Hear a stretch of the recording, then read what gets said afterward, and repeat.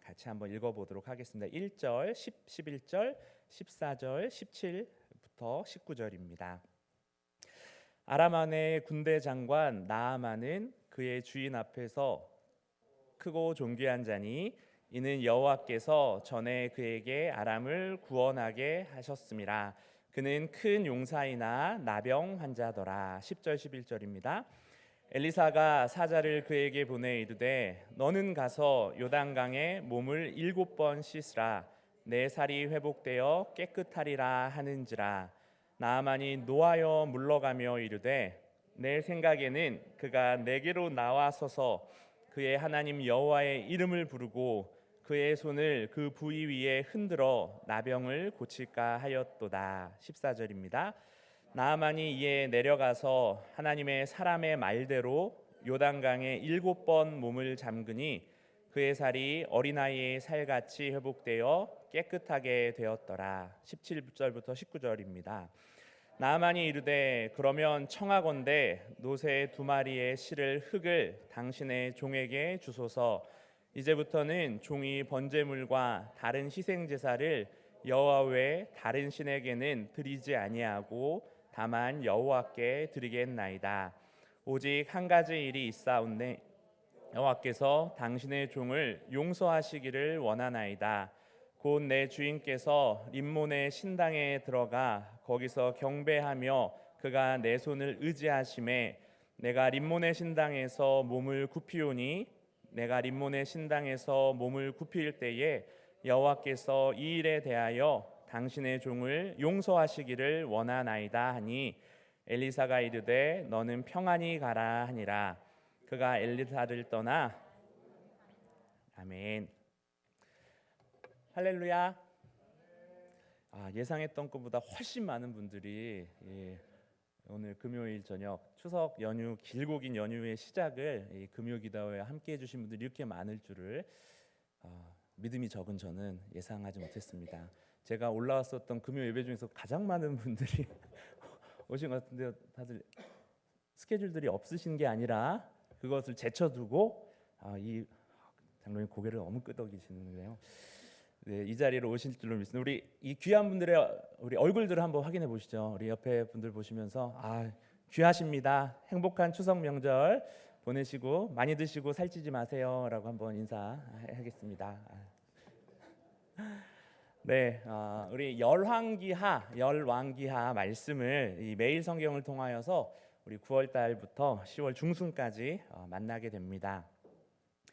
여러분 사실 이 조선시대 왕들도 태정태세 문단세까지만 우리가 알고 그다음 혹시 아시는 분 계신가요? 태정태세 문단세? 놀라운 분들이 많이 계시네요. 저는 거기까지밖에 몰랐는데 조선시대 조선시대 왕들도 이게 참 다 알기도 어렵고 고려랑 이제 신라 백제 고구려로까지 가면은 이제 유명한 왕들밖에 우리가 모르는데 참 이름도 익숙치가 않은 아하시아, 여호람, 오므리, 시므리 참 그 이스라엘 왕들을 계속해서 본다라는 것이 좀 쉽지 않은 일입니다.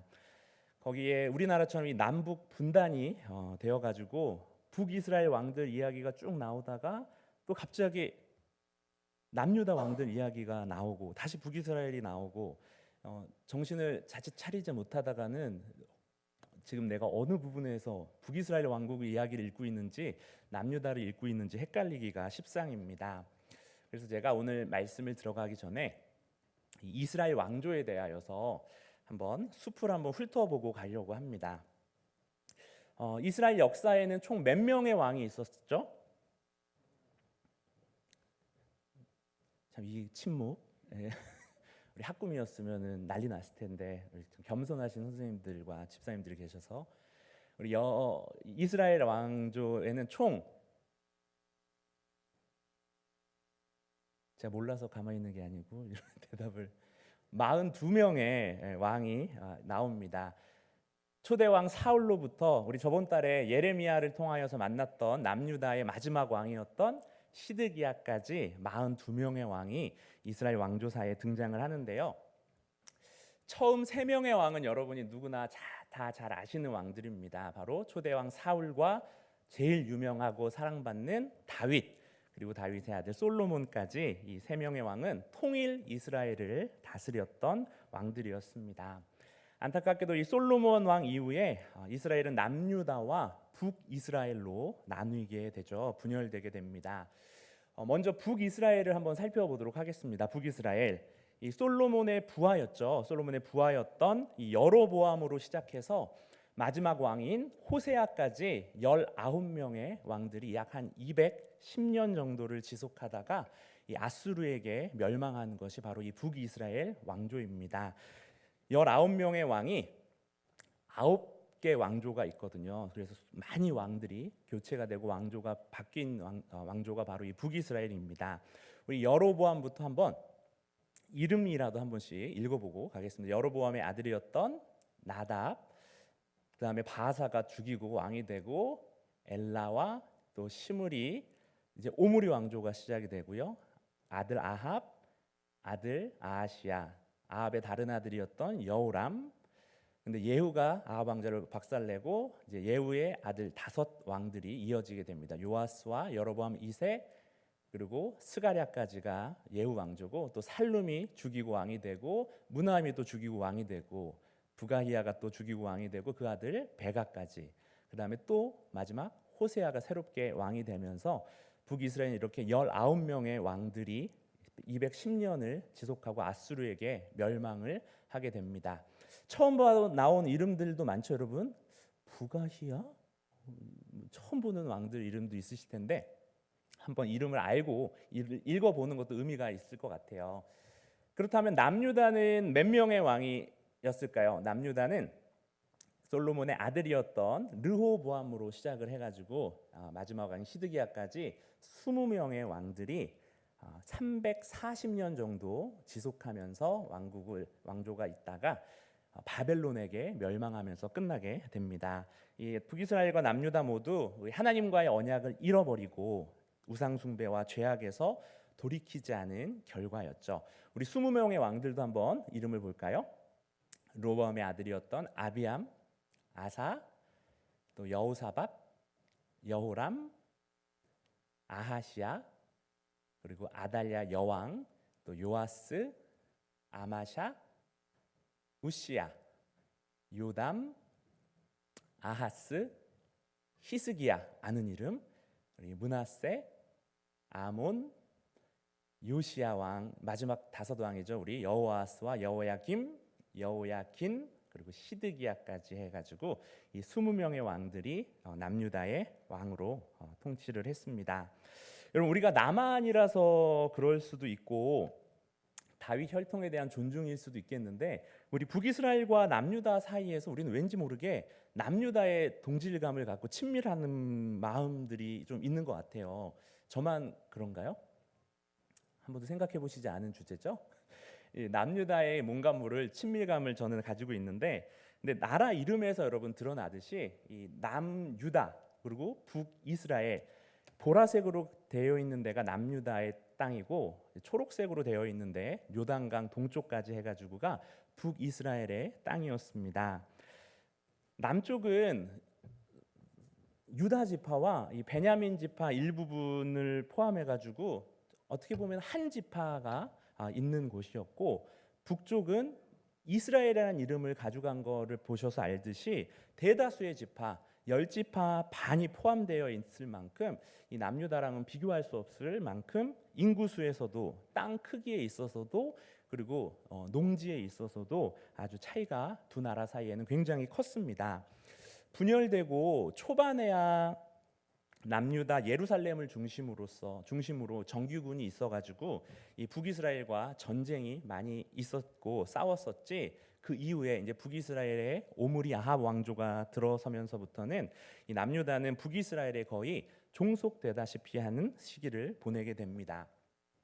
우리 열왕기하 3장에서 모압과 연합군 전쟁이 있었잖아요. 그때 북이스라엘이 여호람 왕이었는데 아무렇지도 않게 남유다의 여호사밧 왕을 데리고 자기 부하 부르듯이 불러가지고 원정을 떠나는 것을 보면 우리는 알 수가 있고, 열왕기상 22장에서도 이 아합 왕이 전쟁을 하면서 이 여호사밧 왕에게 죽을 수도 있는데 옷을 바꿔 입고 가자고 할 때 여호사밧이 아무 말도 못하고 옷을 바꿔주는 것을 보면은 이 북이스라엘의 힘이 남유다를 압도하고 있었다라는 것을 또 알게 됩니다.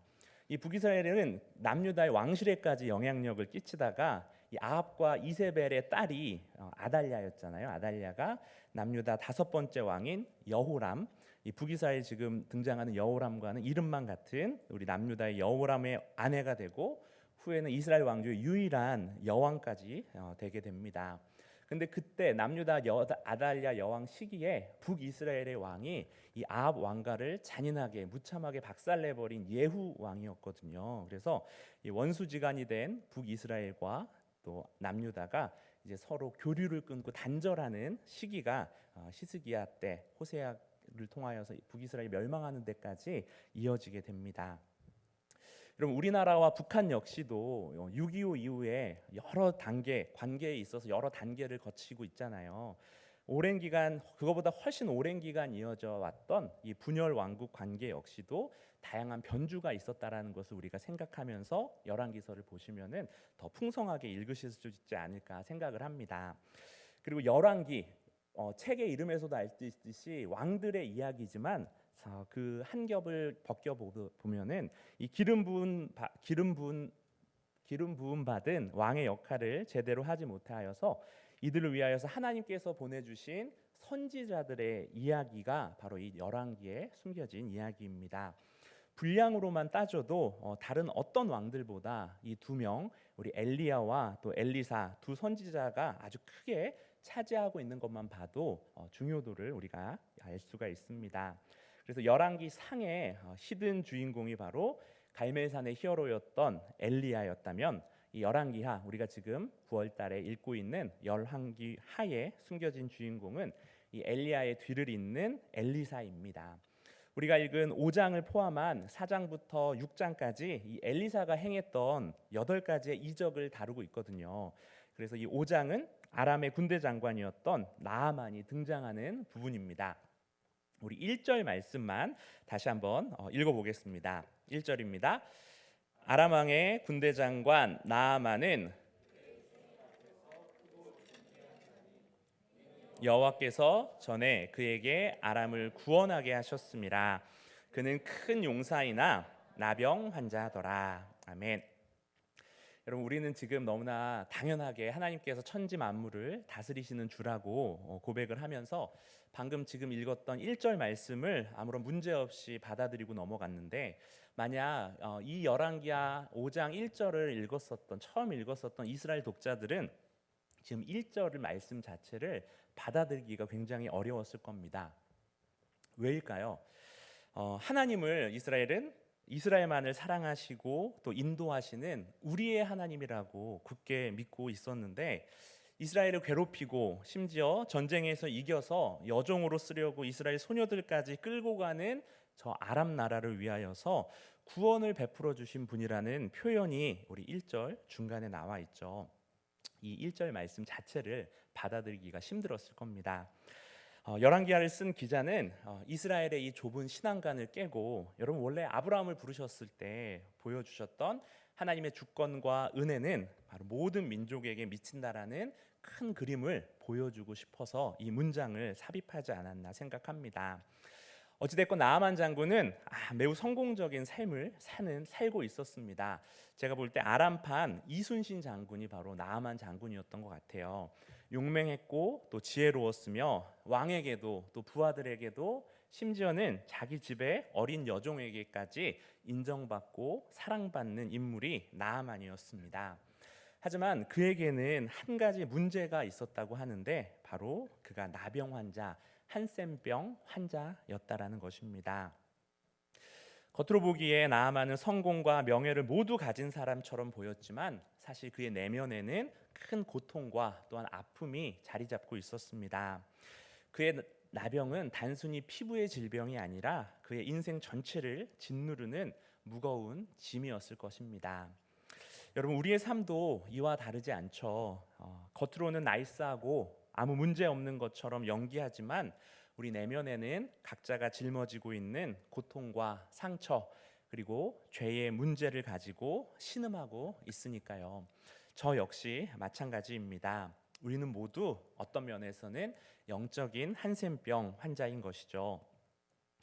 성경은 모든 사람이 죄인이며 하나님의 영광에 이르지 못했다라고 말씀합니다. 잘 아시는 로마서 3장 23절의 말씀이죠.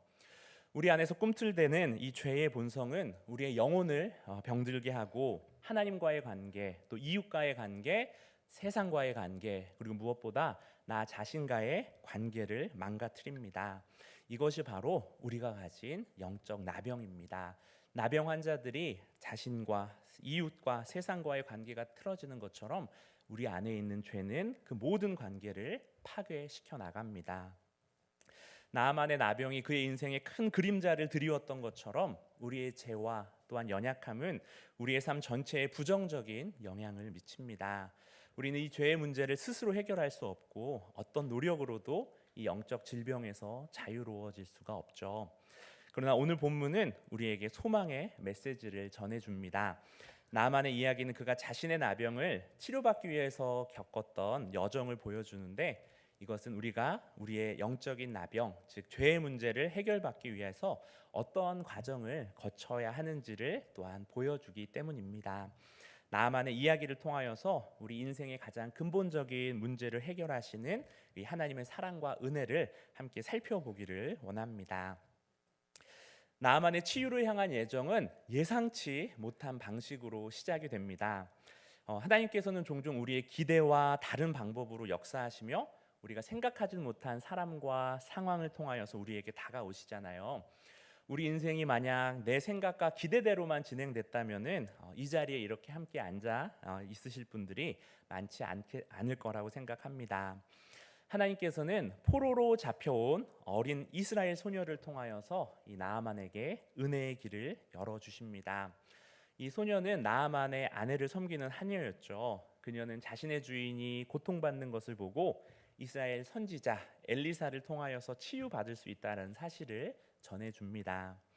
우리는 여기서 하나님께서 참 약한 자, 세상에서 가장 작은 자를 통하여서 역사하신다라는 것을 배우게 됩니다.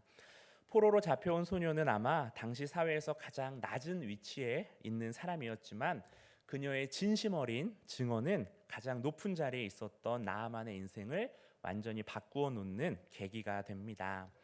우리는 종종 내가 너무 약하고 또 보잘것 없어서 하나님께 쓰임을 받지 못할 거라고 생각을 합니다. 겉으로 보기에 보잘것 없어 보이는, 별 볼 일 없어 보이는 자들의 이야기에도 관심을 두지 않죠. 하지만 하나님께서는 세상의 기준과는 다르게 역사하십니다. 그분은 우리의 약함을 사용하셔서 당신의 놀라운 계획을 이루어 가십니다. 그렇기에 여러분, 우리의 작은 순종과 증언이 다른 누군가의 그 인생을 바꾸는 도구가 될 수 있는 것이죠. 절박했던 나아만은 그 소녀의 말을 듣고 이스라엘로 떠나게 됩니다. 자신을 아끼는 아람 왕에게 가서 도움을 청하자 왕은 나아만에게 은금과 또 의복을 넉넉하게 주면서 이스라엘 왕에게 나아만의 치유를 부탁하는 편지까지 보내게 됩니다. 북이스라엘 왕 여호람 입장에서는 마른 하늘에 날벼락이 떨어진 것이죠. 자신이 하나님도 아닌데 어떻게 나병을 고칠 수 있겠냐면서 절망에 빠지는데요. 아람이 시비를 걸 목적으로 이렇게 나아만을 보낸 것으로 오해합니다. 충분히 오해할 만하고 위협을 느꼈을 수는 있지만 우리 여호람의 모습에서, 왕의 모습에서 하나님에 대한 믿음을 전혀 찾아볼 수 없다라는 것이 매우 안타깝습니다. 포로로 끌려왔었던 어린 소녀와 이 왕자에 앉아있는 왕, 세상적으로는 참 극과 극의 자리에 위치하고 있지만 믿음의 자리에서는 반대로 극과 극의 모습을 이 어린 소녀와 여호람 왕이 보여줍니다. 하나님은 세상의 권력과 지혜로서 역사하시는 것이 아니라 오히려 약한 자, 또 작은 자를 통하여서 당신의 놀라운 계획을 이루어 가십니다. 엘리사가 그 소식을 듣고 이 나아만을 자신에게 보내라고 전가를 보내죠. 우리 3장에서는 모압과의 전쟁에서 이 여호람 왕의 얼굴도 보기 싫어하고 도움도 줄 것 같지 않은 모습이었잖아요. 하나님을 잘 섬겼던 여호사밧 왕을 보고 하나님께 기도를 드렸었는데 이 5장에서는 이 하나님의 목적을 위하여서 이 개인적인 감정은 묻어두고 이 선지자로서의 공적인 책임을 다하는 우리 엘리사를 보게 됩니다. 한껏 기대를 안고 이제 나아만이 엘리사의 집으로 찾아갑니다. 당연히 엘리사가 바로 나와가지고 직접 나와서 자신의 나병 부위에 손을 대는 등 특별한 의식을 통하여서 고칠 것으로 나아만은 기대했겠죠. 그러나 엘리사는 나아만의 기대와는 전혀 다른 방식으로 행동을 합니다. 10절 같이 읽어볼까요? 엘리사가 사자를 그에게 보내 이르되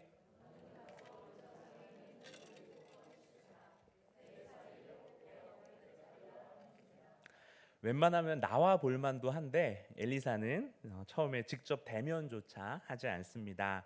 그리고 그가 나아만에게 요구한 것은 단순한 순종입니다. 요단강에 가서 몸을 7번 씻으라고요. 엘리사는 나아만이 기대했던 화려한 의식과 특별한 치유의 방법을 사용하지 않습니다. 오히려 나아만에게 겸손히 순종하는 자세를 요구합니다. 나아만은 크게 분노하죠. 자신의 생각과 또 기대에 하나님의 방법이 부합하지 않으니까 그것을 거부하고 분노합니다. 여러분, 그의 반응을 보고 있으면 참 우리 인간의 교만과 편견을 참 잘 드러내 주는 것 같습니다. 우리 역시도 종종 하나님께서 내 기대와 다르게 역사하실 때 그분의 뜻을 거부하고 또 분노하곤 하거든요. 내 생각과 방식이 더 좋고 또 옳다라고 주장하면서 하나님의 방법을 겸손하게 따르기를 우리는 거부합니다. 하지만 여러분, 하나님의 은혜는 우리가 나의 지혜와 능력을 내려놓고 오직 그분의 말씀에 순종할 때 임하게 됩니다. 하나님을 믿는다라는 것은 하나님이 베푸시는 구원의 방식까지 믿고 따르는 것을 뜻하기 때문입니다. 여러분, 이스라엘 백성이 출애굽 6월절 날 양의 피를 문지방과 또 문설주에 바르라는 그 구원의 방식을 따르지 않고 아이 뭘 그렇게까지 합니까? 우리 하나님께서 9번의 재앙을 통해서 우리를 지켜주셨듯이 이번에도 지켜주실 거라는 믿음만 있으면 되지라고 했으면은 그 집에는 아마 그 10번째 재앙이 들이닥칠 수밖에 없었겠죠. 민수기 21장에서도 불뱀에 물려 고통받는 백성들에게 모세가 하나님의 구원 방식 놋뱀을 쳐다보는 것을 알려줬을 때 에이 뭘 그렇게까지 하나, 하나님이 치료해 주신다라는 믿음만 있으면 나을 걸세라고 하고 장막에서 나오지 않았다면은 그는 광야에서 죽음을 맞이했을 겁니다. 여러분, 나아만은 어떠한 선택을 하게 될까요? 크게 실망하고 분노하여서 돌아서는 그에게 종들이 조심스럽게 말을 건넵니다. 우리 13절 말씀을 같이 읽습니다. 그의 종들이 나와서 말하여 이르되 내 아버지여, 선지자가 당신에게 큰 일을 행하라 말하였더라면 행하지 아니하였으리이까. 하물며 당신에게 이르기를 씻어 깨끗하게 하라 함이니까 하니. 5장을 읽다 보면 참 나아만이 복 있는 사람이라는 것을 알게 됩니다. 지혜로운 이들이 곁에 있었고 그 조언에 귀를 기울일 줄 알았던 사람이라서 그렇습니다. 포로였었던 어린 소녀의 말에 귀를 기울였고 이제 그는 자신의 종들의 조언에 마음을 엽니다. 여러분, 우리도 우리 주변의 작은 자들 또 약한 자들의 음성에 우리가 귀를 기울일 줄 알아야 합니다. 하나님은 우리가 기대하지 않았던 사람들을 통하여서 우리에게 말씀하시기 때문이죠. 나아만은 마침내 자신의 그 교만을 내려놓고 하나님 앞에 겸손히 순종하기로 합니다. 요단강에 내려가 엘리사의 말대로 7번 몸을 담그자 놀라운 일이 일어나죠. 그의 나병으로 썩었던 살이 완전히 깨끗해지고 어린아이의 살과 같이 새로워진 것입니다. 이것이 바로 순종을 통해 경험하는 하나님의 은혜겠죠. 우리가 우리의 생각과 방법을 내려놓고 하나님 말씀에 겸손히 순종할 때 우리 역시도 나아만이 경험했던 것과 마찬가지로 우리가 상상하지 못한, 예상치 못한 치유와 회복을 경험하게 될 것입니다. 여러분, 하나님의 은혜는 언제나 우리의 상상을 뛰어넘습니다. 우리의 영적인 나병, 우리의 죄와 상처는 오직 그 상상할 수 없는 하나님의 은혜로만 치유될 수 있습니다.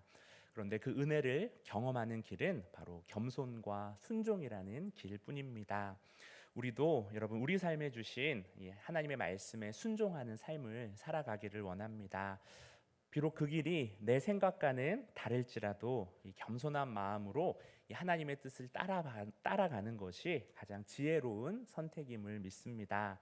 우리의 작은 순종의 발걸음을 내디딜 때 놀라운 하나님의 은혜가 우리 가운데 임할 줄을 믿습니다.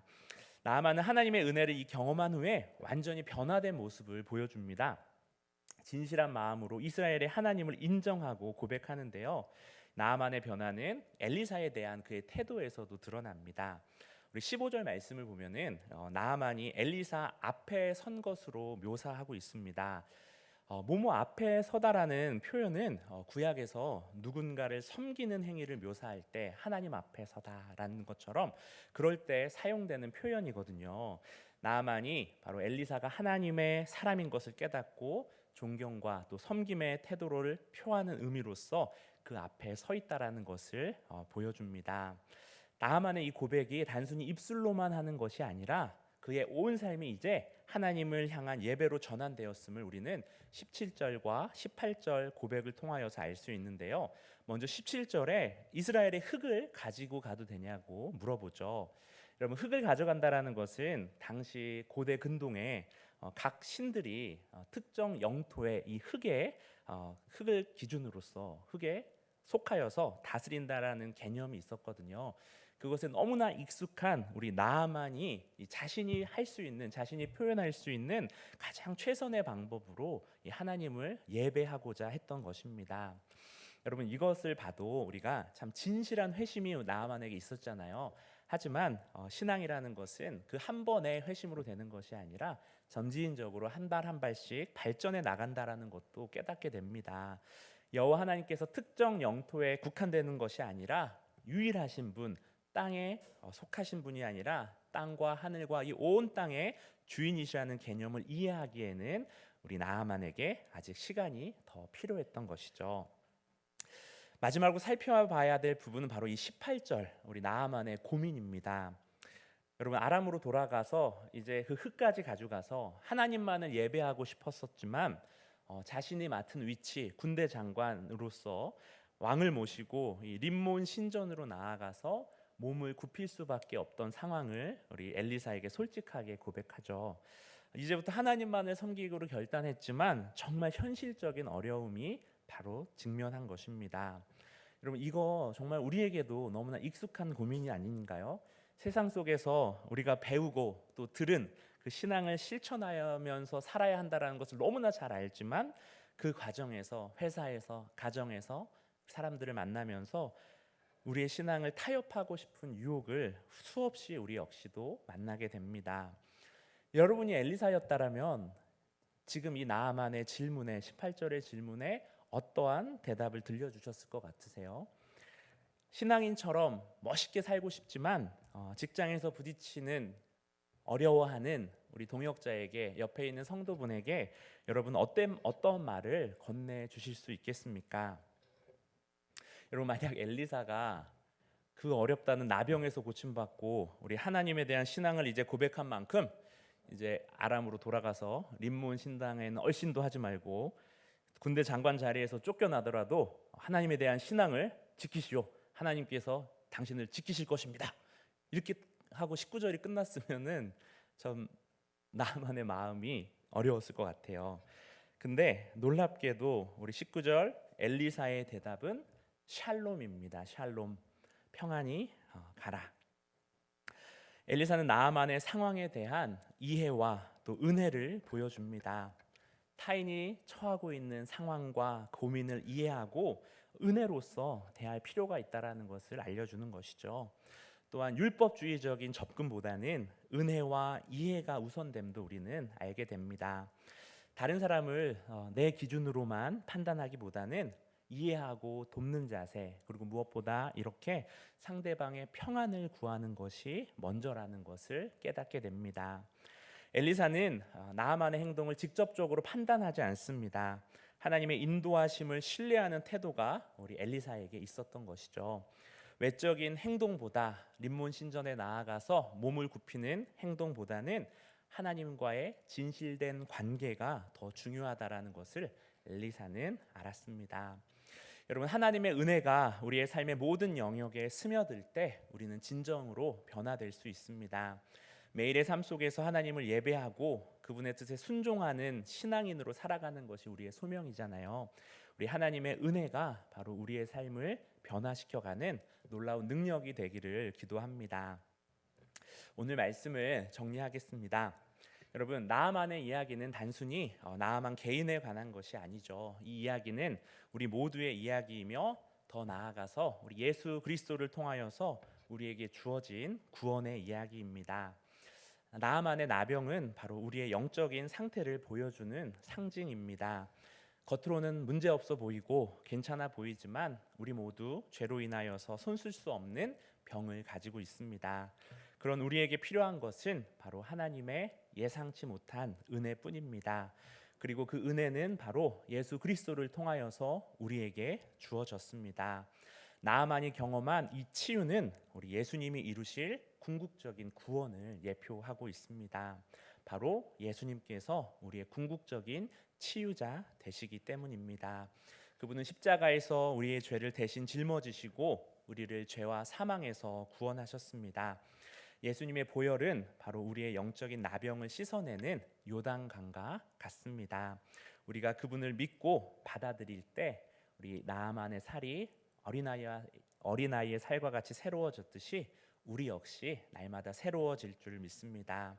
여러분, 하나님의 사랑과 구원은 우리의 기대를 항상 뛰어넘습니다. 우리가 감당할 수 없는 문제에 직면할 때도 우리 하나님께서는 놀라운 방법으로 우리를 구원하십니다. 나아만이 자신의 생각과 다른 방식으로 그 치유를 경험했던 것처럼 우리도 우리의 상상을 초월하는 하나님의 은혜를 경험할 것입니다. 이 놀라운 은혜에 우리가 무엇보다도 겸손과 또한 감사로 반응해 나가는 저와 여러분 되기를 주의 이름으로 소망합니다. 기도하겠습니다. 좋으신 하나님, 연휴를 앞두고 주님 말씀 앞으로 주님을 찬양하는 자리로 또 목소리 높여서 함께 기도하는 자리로 우리를 불러주심을 감사합니다. 하나님, 내 생각과 내 계획이 하나님의 뜻과 하나님의 계획보다 앞서 있는 우리의 믿음 없음을, 우리의 죄를 주님 용서하여 주시고 우리의 기대를 항상 뛰어넘고 예상치 못한 방법으로 임하는 하나님의 은혜에 감사하며 또 경외하며 겸손하게 반응하며 그 은혜를 기뻐 누릴 수 있는 저희들의 삶이 될 수 있도록 주님 축복하여 주옵소서. 예수 그리스도의 이름으로 기도합니다. 아멘.